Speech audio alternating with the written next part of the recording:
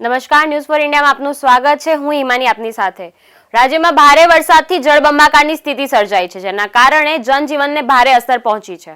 હવામાન વિભાગે હજુ પણ ચિંતા વધારી છે. આજે પણ ગુજરાતમાં કચ્છ અને સૌરાષ્ટ્રમાં ભારે વરસાદની આગાહી કરવામાં આવી છે. કચ્છ, મોરબી, જામનગર અને દેવભૂમિ દ્વારકામાં ઓરેન્જ એલર્ટ આપવામાં આવ્યું છે. તો રાજકોટ, જૂનાગઢ અને પોરબંદરમાં વરસાદનું યલો એલર્ટ આપવામાં આવ્યું છે. તો રાજ્યમાં વરસાદના ટોપ 10 સમાચાર જોઈએ.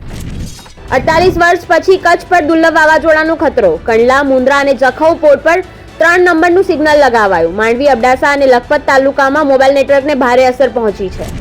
કચ્છમાં ભારે વરસાદ સાથે સંભવિત વાવાઝોડાની આગાહી. કચ્છમાં ભારે વરસાદની આગાહી કરવામાં આવી છે. ત્યારે CM Bhupendra Patel Gandhinagar state emergency operation centre પહોંચ્યા હતા. ત્યાં તેઓએ જિલ્લા કલેક્ટર સાથે વિડીયો કોન્ફરન્સ કરીને આ કુદરતી આફત સામે તંત્રની સજ્જતાની સમીક્ષા પણ કરી. 16 કલાકમાં 14 ઇંચ વરસાદથી કચ્છ બેહાલ. કચ્છમાં પણ બારે મેઘ ખાંગા થયા.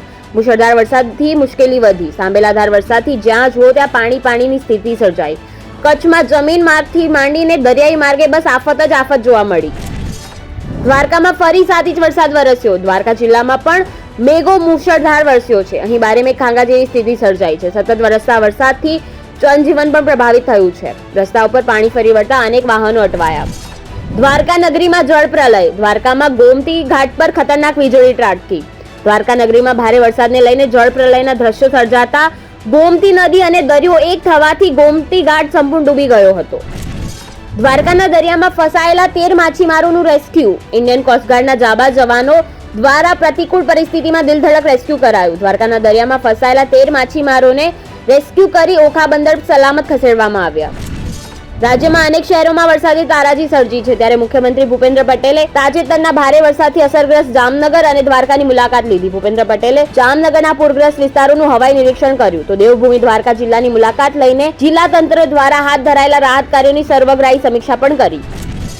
સુખભાદર ડેમના આહલાદક આકાશી દ્રશ્યો સામે આવ્યા છે. બોટાદના સુખભાદર ડેમમાં 90% કરતા વધારે પાણીની આવક થઈ. ડેમ ઓવરફ્લો થતા ડેમના 4 દરવાજા 1 ફૂટ ખોલવામાં આવ્યા. ડેમના દરવાજા ખોલવામાં આવતા ડેમ નીચેના નીચાણવાળા ગામોને એલર્ટ પણ કરાયા છે.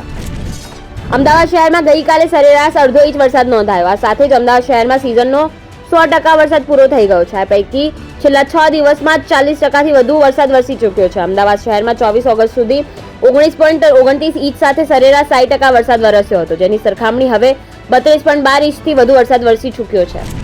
મચ્છુ નદી ગાંડીતુર બની. મોરબી જિલ્લામાં ભારે વરસાદને પગલે મચ્છુ 1 અને મચ્છુ 2 ડેમમાંથી વિપુલ જળરાશિ છોડવામાં આવતા હાલમાં મચ્છુ નદી ગાંડીતુર બની છે અને વહેવા લાગી છે. મચ્છુ નદીના પાણી મહાપ્રભુજીની બેઠકમાં ઘૂસી જતા અહીં કેડ સમાડા પાણી ભરાયા છે.